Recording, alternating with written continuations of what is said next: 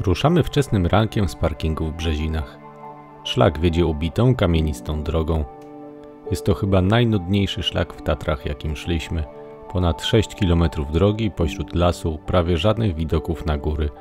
Dopiero pod koniec trasy, gdy docieramy do schroniska w Murowańcu, pojawia się parę ciekawych widoków. Ale jest to też jedyny szlak, którym możemy dojechać rowerem do schroniska.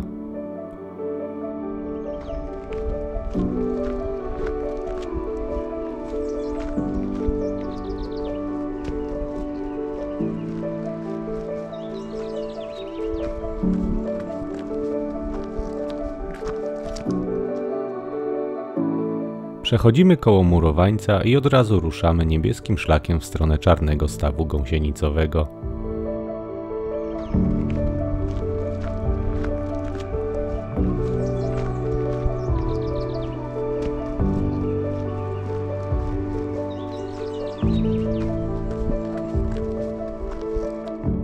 Szlak, mimo że kamienisty, jest dużo bardziej przyjemny, kamienie są też dużo większe i można znacznie szybciej i pewniej iść. Powoli wychodzimy z kosodrzewiny i ukazują się przed nami wspaniałe widoki. Po lewej stronie widzimy żółtą turnię oraz szczyty granatów, a na wprost Kozi Wierch.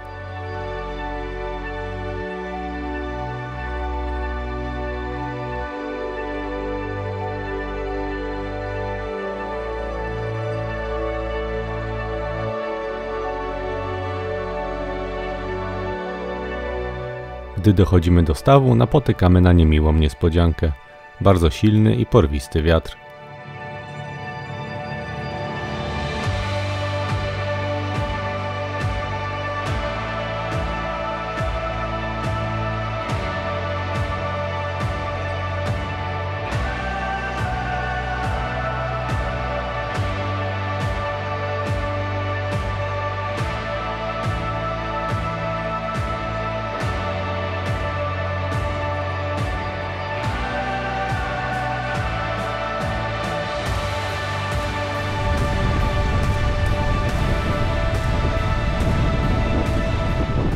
Śniadanie w tych warunkach nie należy do przyjemnych, więc jemy po batonie i ruszamy na przełęcz Karp.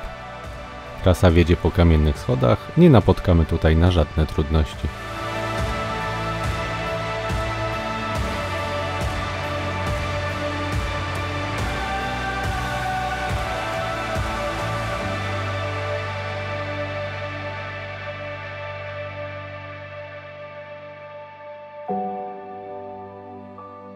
Charakterystyczna, groźnie wyglądająca sylwetka kościelca o kształcie piramidy wielu osobom przypomina dach kościoła i stąd właśnie pochodzi jego nazwa.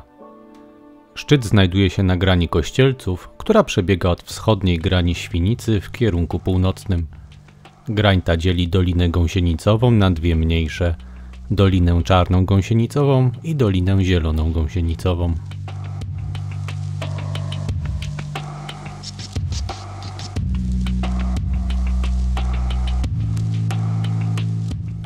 Dochodzimy na szczyt Małego Kościelca ze wspaniałym widokiem na Dolinę Zieloną Gąsienicową.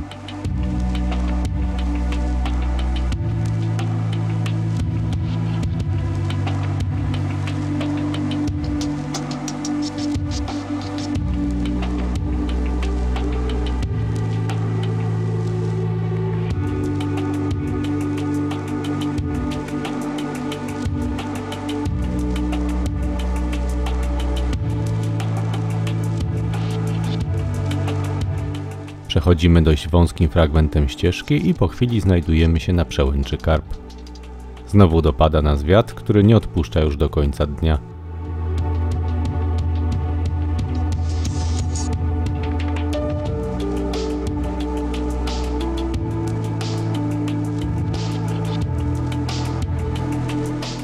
Zaczynamy mozolną wspinaczkę na szczyt. Kościelec jest górą, na którą możemy wejść i zejść tylko jednym szlakiem, dlatego dobrze wybrać się tutaj rano, ponieważ po południu tworzą się duże korki na najtrudniejszych odcinkach.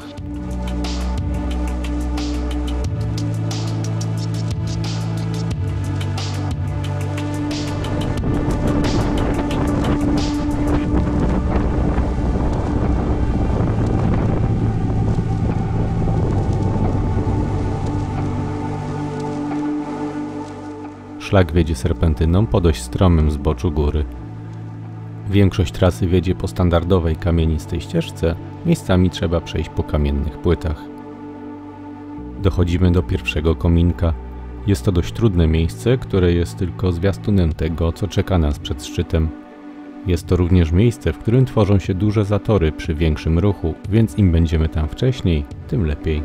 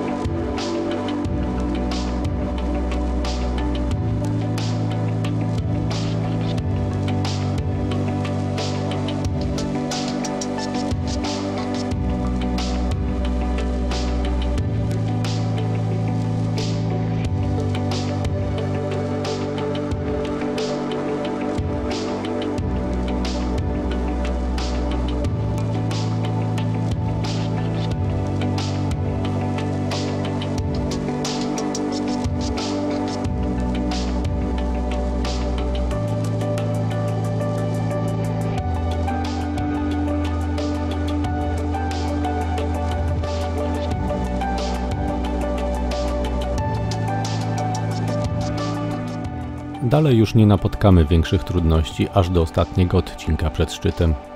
Tutaj zaczynamy się już trochę wspinać, jednak mimo to nie znajdziemy na tym odcinku żadnych ułatwień w stylu łańcuchów czy klamer, które naprawdę by się przydały, zwłaszcza rano, kiedy to skały bywają jeszcze śliskie.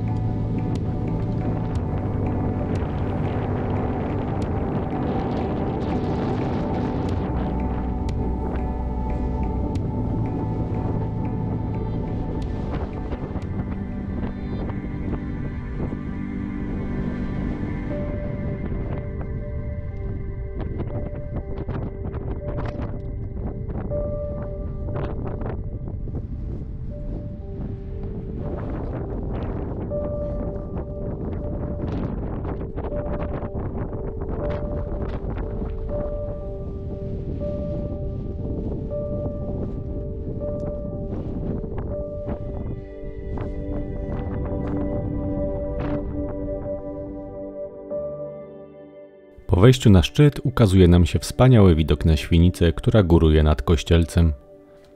Na prawo od niej widok na Giewont, Czerwone Wierchy i resztę Tatr Zachodnich, za to na lewo od Świnicy, w tle Rysy i Wysoka, a dalej Grań, Orle i Perci.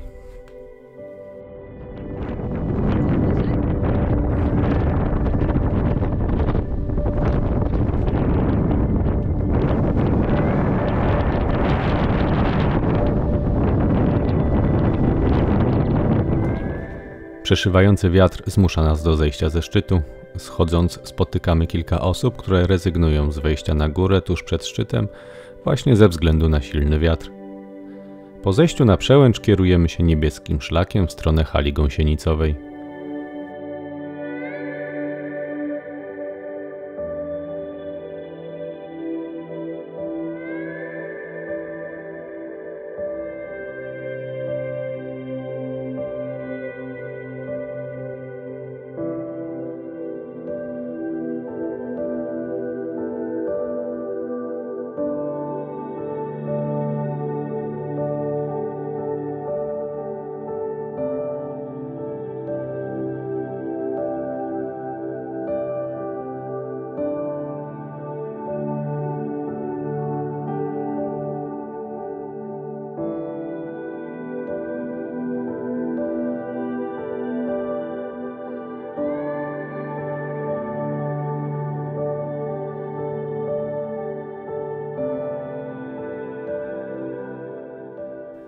Ścieżka jest przyjemna, idzie się po dużych, wygodnych kamieniach. Dochodzimy do zielonego stawu gąsienicowego i dalej czarnym szlakiem zmierzamy w stronę schroniska Murowaniec.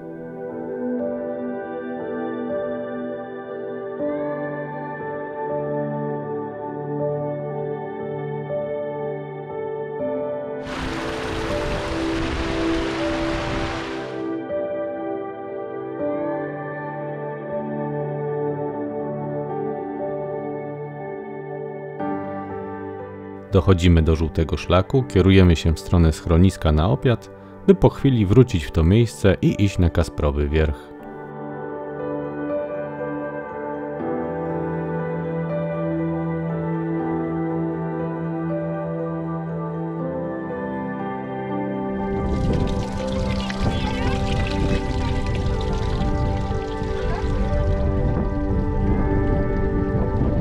Zaczynamy wspinać się po niezbyt stromej, ale jednak dającej o sobie znać ścieżce. Na trasie nie napotkamy absolutnie żadnych trudności.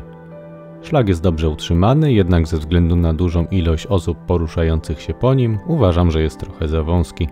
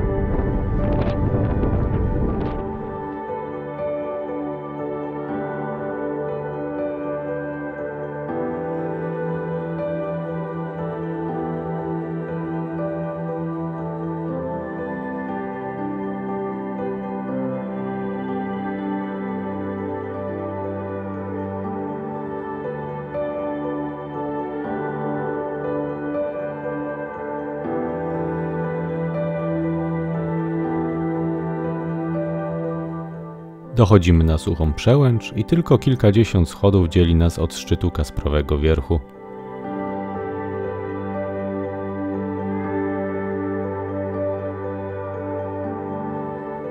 Przechodząc obok stacji meteorologicznej, dochodzimy do zielonego szlaku prowadzącego do Kuźnic.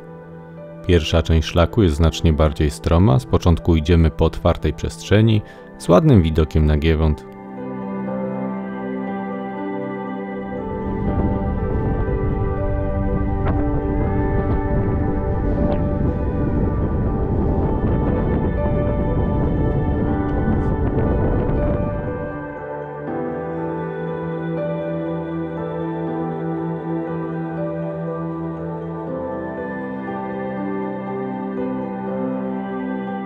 Powoli pojawia się kosodrzewina, następnie wchodzimy do lasu i dochodzimy do stacji przesiadkowej w Myślenickich Turniach.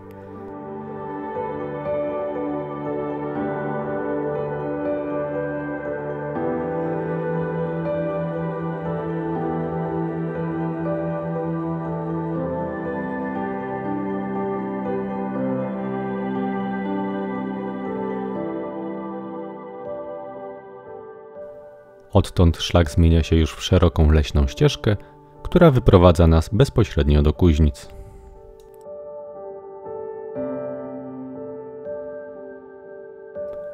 Cała trasa zajęła nam 10 godzin i przeszliśmy 24 km. Dziękujemy wszystkim patronom, którzy wspierają nasz kanał.